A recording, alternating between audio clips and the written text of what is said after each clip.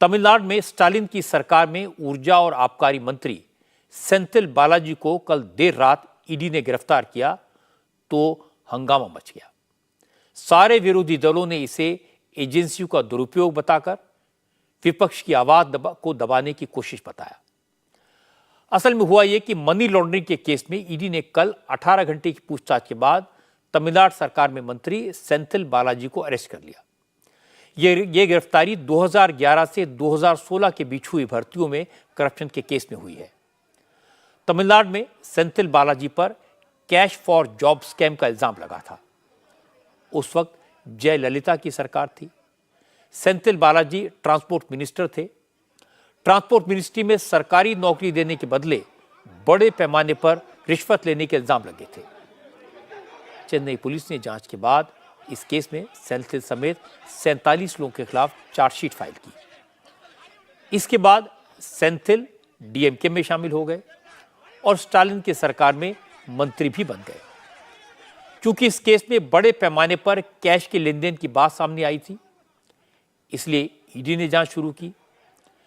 ED ने सेंथिल को समन किया, लेकिन हाई कोर्ट ने उस पर रोक लगा दी।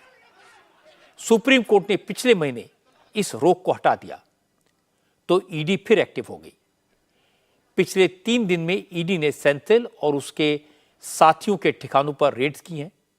सेंथिल के घर और उनके दफ्तर में भी सर्च हुई है। हर जगह ईडी की टीम सेंथिल को साथ लेकर गई। इसके बाद कल रात उन्हें गिरफ्तार कर लिया गया। लेकिन जैसे ही गिरफ्तारी हुई, जबरदस्त हंगामा हुआ। सेंथिल ने चेस्ट में पेन की शिकायत की और गाड़ी में बुरी तरह रोने लगे, चिल्लाने लगे। अफसरों ने आनंद फानंद में उन्हें हॉस्पिटल पहुंचाया। जांच के बाद डॉक्टर्स ने सेंथिल को बाईपास सर्जरी कराने की राय दी।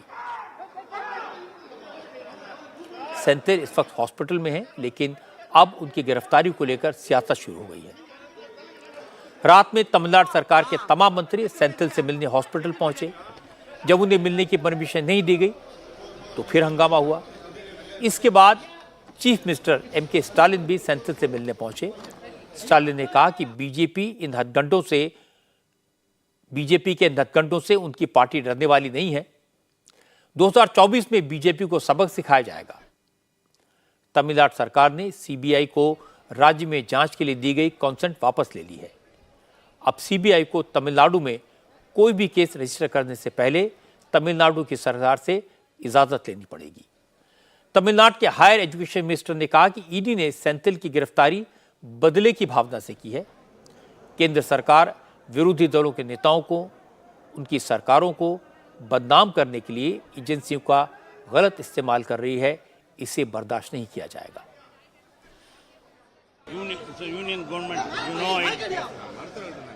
आपको पता ही है कि केंद्र सरकार ने कार्रवाई बदले की भावना से की है। हम इसका सामना करेंगे। हमने पहले भी बहुत सी चुनौतियों का मुकाबला किया है। हम इस चुनौती का भी सामना करेंगे, क्योंकि केंद्र सरकार उन राज्यों के खिलाफ बहुत से गलत कदम उठा रही है जहां पर बीजेपी की सरकार नहीं है। खास तौर से उन्होंने जो पश्चिम बंगाल, कर्नाटक और दिल्ली में किया, वही काम अब वो तमिलनाडु में कर रहे हैं। हम इसका मजबूती से मुकाबला करेंगे।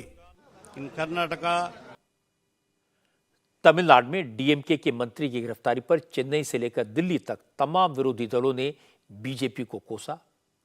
कांग्रेस, आरजेडी, आम आदमी पार्टी, जेडीयू, एनसीपी समेत कई विरोधी दलों के नेताओं ने कहा, अब तो इस बात में कोई शक नहीं है कि बीजेपी डर गई है।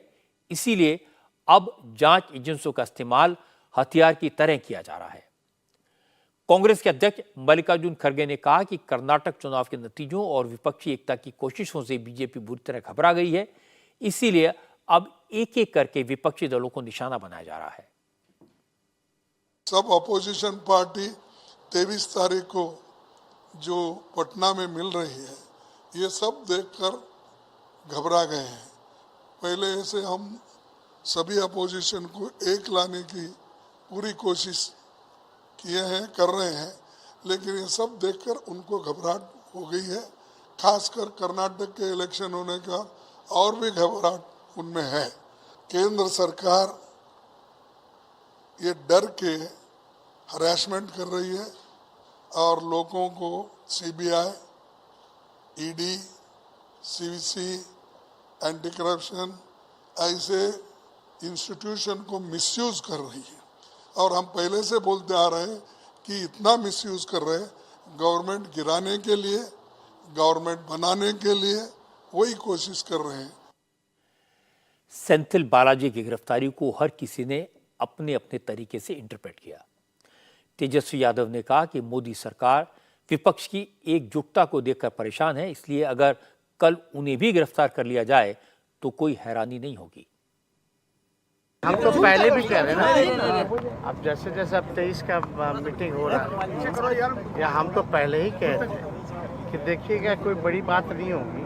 अभी तक मेरा चार्जशीट में नाम नहीं है, लेकिन जिस हिसाब से देश में माहौल बन रहा है, विपक्ष गोलबंद हो रहा है, तो हो सकता है कि सप्लीमेंट्री चार्जशीट ला करके मेरा भी नाम जोड़ दिया जाए। तो हमको, अरे भाई हम बता, जिस दिन से सरकार बनी है तब हम बोले थे कि नहीं बोले थे कि लगातार ताबड़तोड़ रेड ये लोग मारेंगे, और उसके बाद से बताइए कितना रेड पड़ा।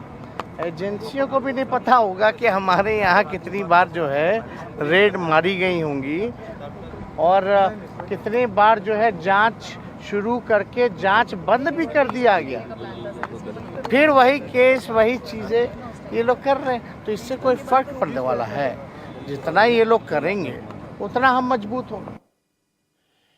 एनसीपी अध्यक्ष शरद पवार ने ट्वीट करके सेंथिल बालाजी की गिरफ्तारी का विरोध किया। शरद पवार की बेटी और एनसीपी की वर्किंग प्रेसिडेंट सुप्रिया सुले ने कहा कि मोदी सरकार विपक्षी दलों के साथ गली मोहल्ले के गुंडों जैसा बर्ताव कर रही है। सुप्रिया सुले ने कहा उन्हें तो जांच एजेंसियों पर तरस आता है, जो मजबूरी में बीजेपी के इशारों पर नाचने के लिए मजबूर है। Well, I'm not surprised at all because data speaks for. मुझे तो बिल्कुल भी हैरानी नहीं हुई, आंकड़े खुद इसकी गवाही देते हैं। जो आंकड़े मीडिया और चैनल पर आए हैं उनके मुताबिक सीबीआई ईडी के 95% केस विपक्षी दलों के खिलाफ हैं, तो मैं जरा भी हैरान नहीं हूँ। ये बहुत बुरी बात है कि उनको लगता है कि वो हमें लगातार डरा कर रखते हैं, तो ये दादागिरी करने जैसा है। भारत सरकार एजेंसियों का इस्तेमाल दबाव बनाने के लिए करती है। मैं एजेंसियों को दोष नहीं देती हूँ, वो बेचारी क्या कर सकती हैं। एजेंसियां ये काम अपने आप नहीं करती हैं। इन एजेंसियों के पीछे कोई है जिसके पास शायद सुप्रीम पावर है, और वही इन बेचारों का बेजा इस्तेमाल कर रहा है। ये बहुत बुरी बात है कि एजेंसियों को मोहरों की तरह इस्तेमाल किया जा रहा है। मुझे एजेंसियों में काम करने वालों के साथ पूरी हमदर्दी है, क्योंकि वो इतनी नाइंसाफी होते देखने को मजबूर हैं। वो और कर ही क्या सकते हैं। इंडिया टीवी हर वक्त हर जगह डाउनलोड करने के लिए सर्च करें India TV news Google play store या ऐप स्टोर पर।